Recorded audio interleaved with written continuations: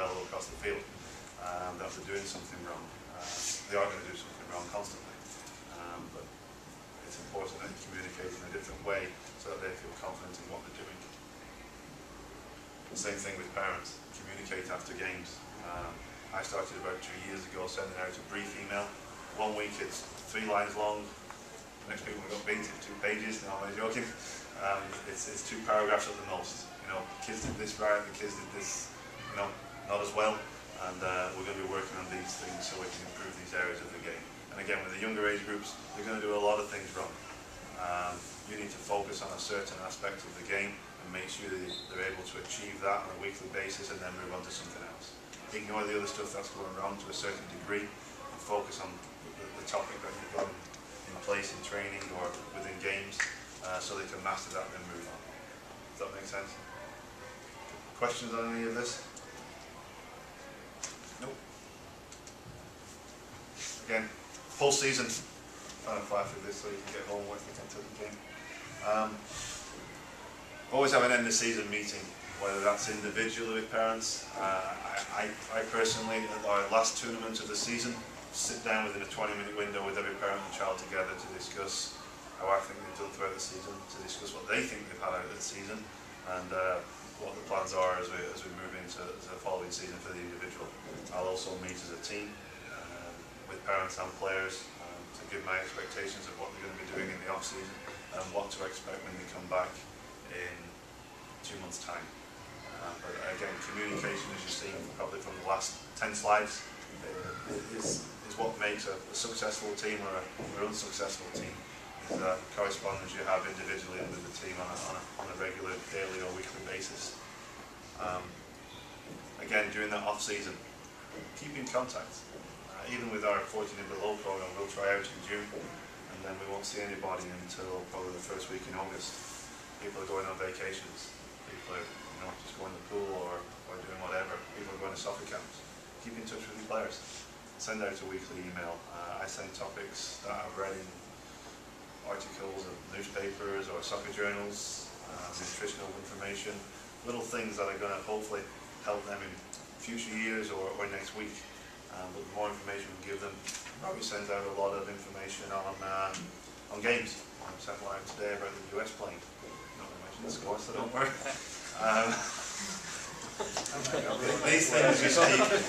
These things just keep you informed and let the parents and players know that you are thinking of them. Yes, Robbie. I got one thing too for all of us is most of the problems I think that we've had this year in the club have come from you as a coach is not communicating with either parents or with like myself with the 9 and 10-year-old program, or you with the 11 and 13s, or Kevin, who we'll talk about later, and we're not aware of things because we can solve some of these problems or we can meet with the parents. But like we almost lost 2 9 and 10-year-old teams this year because at the end of the season the parents said all these problems have gone on and you haven't done anything about it. And I said, this is the first I'm hearing of it. I mean, we got it solved, but we can solve those things. We can tell you how to do it, but we need help from you guys in communications with the directors as well. That's definitely true, because the worst conversation I have for tryouts is we're leaving and like, why? We haven't been happy for 3 months.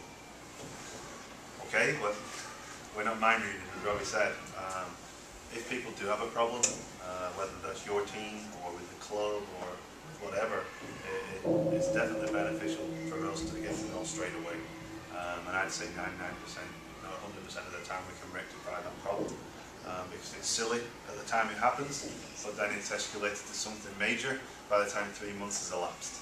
And it's hard to backtrack and try and rectify those situations, players leaving, teams folding, where a simple conversation 3 months earlier would have rectified everything, and everyone would have been happy. So yeah, definitely, Robbie, that's a big point now.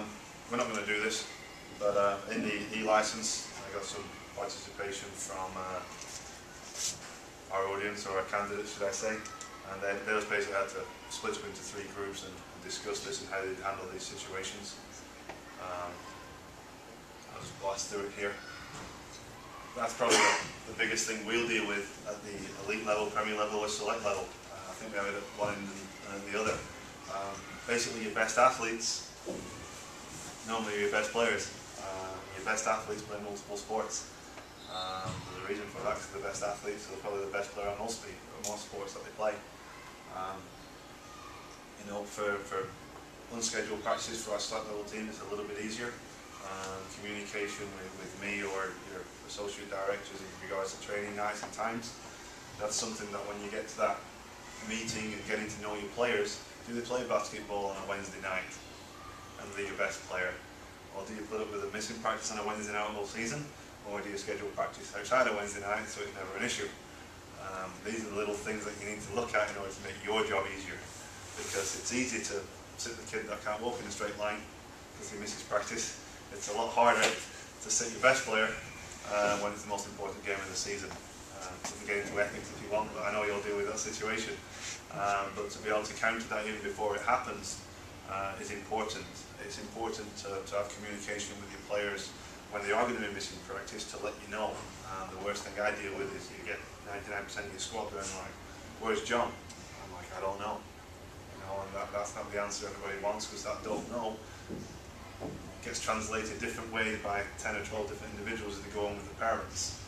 If you have an answer for them, well, they're missing because of this, this and this, whether it's school or whatever, they're going to be coming to another practice. I've known about it for a long time, then it's been eliminated before anything ever escalates into something major when it comes to game day on a Saturday or Sunday. So again, that comes back to communication and knowing your players individually, what they do, what their schedules are, so it makes your life a lot easier as you go through the season with less and less people missing practice. I'm sure we've all dealt with number 2. I deal with it a lot more, with 98 teams to deal with. But the biggest thing I've found with parents like this is sitting them down in the next lecture that I have in 3 weeks' time, letting them know the information that they're spreading or gossiping about has a negative effect on everybody, whether that's me as a coach, parents that are stood next to you, parents of another team, parents of another club that want to come to us. It definitely is a domino effect when you get that within your team. I've addressed it personally, asking them for help first and foremost. Well, if you don't agree with this, why and how do we rectify the situation? I'm not confrontational on that. I'm more, you know, I don't know everything, which is very true anyway. You know, if you can see it being done a different way and it's going to benefit us, then how do we do it that way? Maybe you take their advice, maybe you don't, but if you take a little bit of it, then if it doesn't work, all of a sudden this guy's idea, then he's not as vocal about it because it was his idea in the first place. You know, so communication there. I've had coaches or parents on the sideline with me that have been a negative force on the other side. Nobody's doing it for the wrong intentions. People want the best for the kids. That's definitely true for everybody that's doing it. But there's a way of, you know, hopefully countering the problems that you'll face if you do come up against that. Any situations here that you're dealing with now? Anybody? Or are they in the room with you? And then third, again, late for practice. I've had 10-year-old kids been turned around from practice because they're late. I've yet to see a 10-year-old kid drive himself to practice. There has to be steps in how you deal with it. Now as a U18 player that drives his own car and he's always late for practice, yeah, if you can't make it on time, maybe you want to send him home now and again or every time he's late.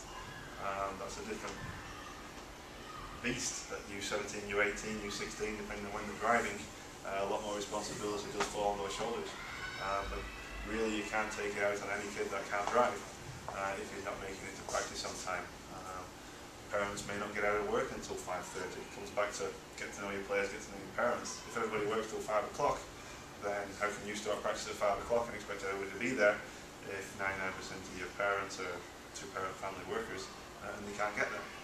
The other things you have to deal with. Do you start later? Do you extend practice a little bit longer? Do you let the other kids on your team know why Sally or Greg or whoever is late for practice?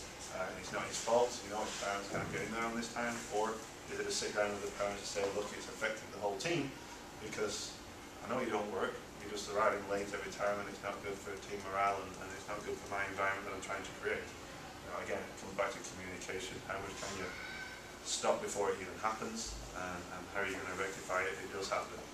I would not advise throwing the kid out of practice if he's late, if he doesn't drive, until it becomes an actual issue with the parents. unfortunately, that's the only thing